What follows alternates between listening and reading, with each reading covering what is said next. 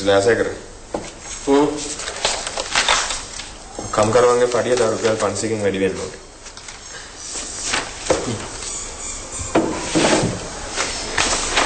Labours lagi padi wedi කළොත් factories වල අනිත් අයගේ පඩි වැඩි කරන්න වෙනවා.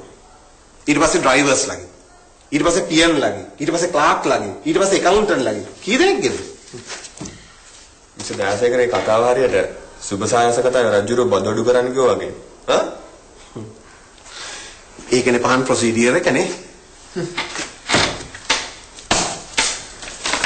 මිසදා සේකරේ මෙන්න මේකේ තියෙනවා පඩි වැඩි කරන්න ඕනේ procedure එක.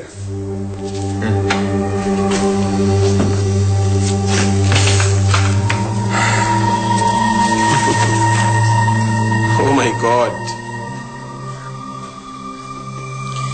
මිසදා සේකරේ ලාභය කියන්නේ ශ්‍රමයේ අතිරික්තය. ඒකයි ශ්‍රමිකයන්ට. ඔය plan එකේ හැටියට පඩි වැඩි කරන්න පුළුවන් නේ? පුළුවන්. හැබැයි ඒ ගැන තීරණයක් ගන්න ඔයාටවත් මටවත් බෑ. මට බෑ. මෙයා එතනේ ප්‍රධානියා විදිහට මට මේ ගැන තීරණයක් ගන්න අයිතියක් නැහැ. හා? ඇත්තටම නෑ පහන්. ඔයා මේ ආයතනයේ ප්‍රධානියා වෙලා තියෙන්නේ කට වචනෙට විතරයි. ඔයාට මේ කම්පැනි එකේ තීරණයක් ගන්න කිසිම ලීගලි අයිතියක් නැහැ. ඒකට මිස්ටර් දාසේකර මම මේ පුටුවේ වාඩි වෙලා ඉන්නේ එන කෝල්ස් වලට ආන්සර් කරන්නයි, ටෙන්ඩර්ස් වලට සයින් කරන්නයි, මීටින් වලට යන්නයි විතරද? ආ? පහන්. තාමත් මේ කම්පැනි එකේ අයිතිකාරයා මිස්ටර් රණරාජා. ඒක අමතක කරන්න එපා. මිස්ටර් දාසේකර මෙන්න මේක සුන්දර මතක තියාගන්න. නීතියෙන් බැරි නම් නීතියට පිටින් වුණත් මේ බහන්ට ඕන දෙයක් කරන්න පුළුවන් කියන එක. ඒක හොඳට මතක තියාගන්න.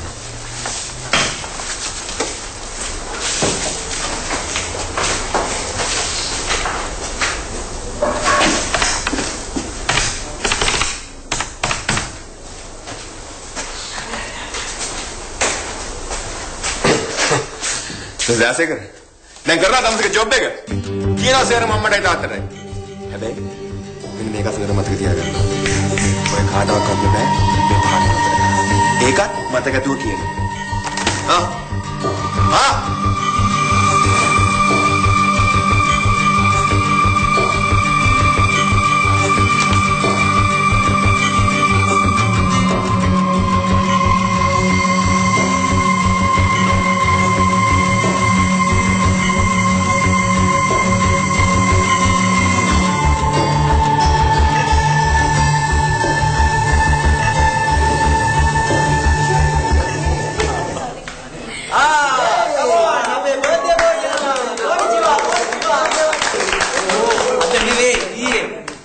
හොරා අපිට පාටි නැතුව පොළ තිබ්බ නේද? බර්ත්ඩේ එක පහුණානේ ඊළඟ සැරේ දෙන්න. එහෙම කොහොමද? මිතුරනි අපි විශාකේ පාටියට ලෑස්ති වෙමු. පපර පා.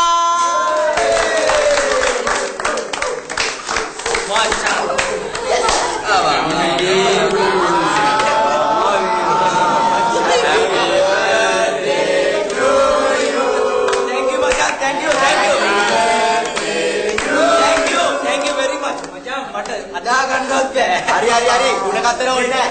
බඩේ බණුව බොක්සින් ගන්නවා. කාපල.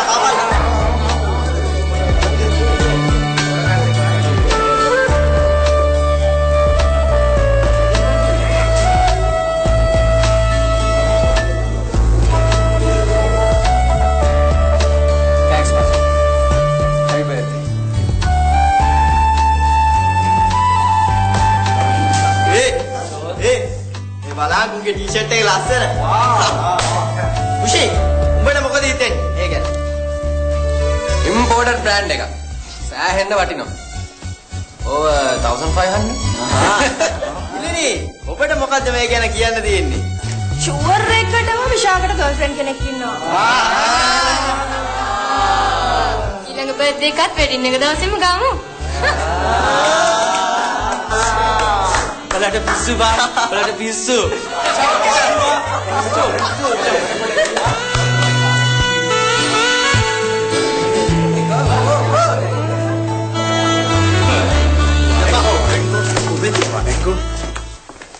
ගන්නින් පොඩි තෑග්ගක්. තෑගි පමචන්. ගනින් ඇරලා බලපංකෝ. Thank you, bye. Thank you. Bila? ඔව්. මේ උඹේ පාටියේ බජට් එක 2357යි 775.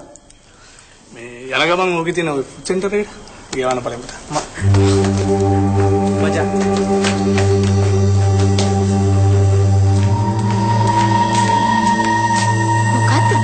මොකද නෑ යහන් බානත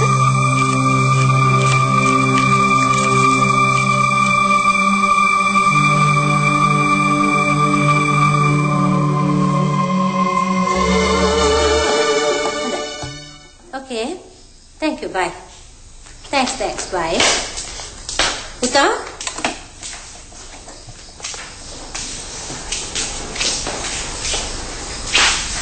ඔයාට හුඟක් මහන්සි පාටයි.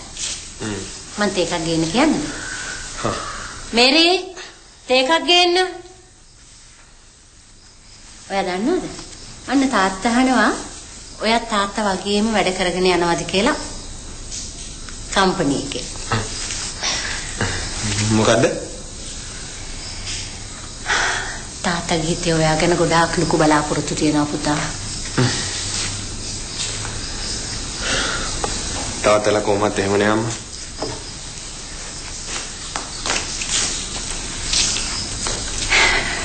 කවදා හරි දවසක මේ සේරම දේවල් අයිති වෙන්නේ ඔයාට.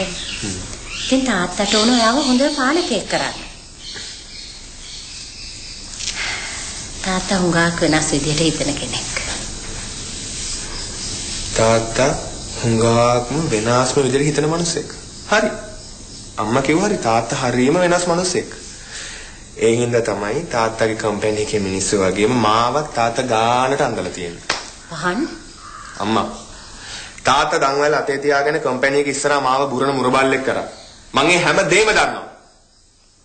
අනිත් එක අද හවස වෙච්ච දෙත් මම හොඳට දන්නවා.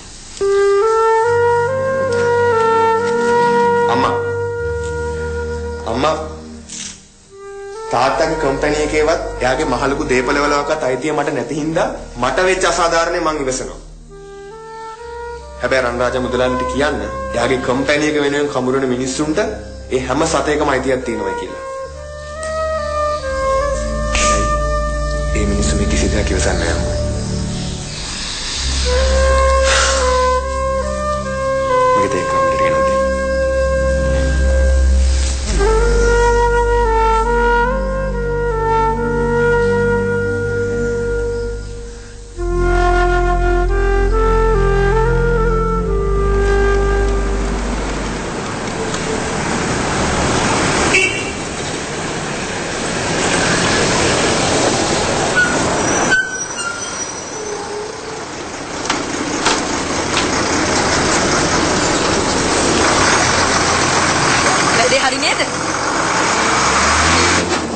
බැලුවද?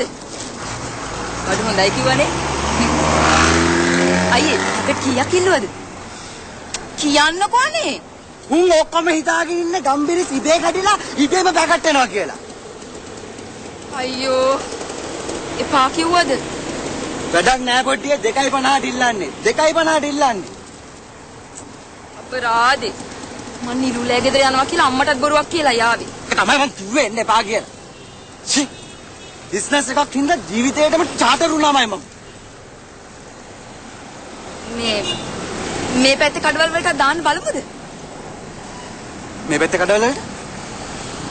අනේ මේ වැඩක් නැහැ පොඩ්ඩි එක සැරයක් නෙමෙයි 10 සැරයක් ඇඩ්මිට් වුණත් වැඩක් නැහැ. මුන් ඔක්කොමලම රණරාජ ටයිප් මුදලාලිලා. අනේ ලීඩර් අයියේ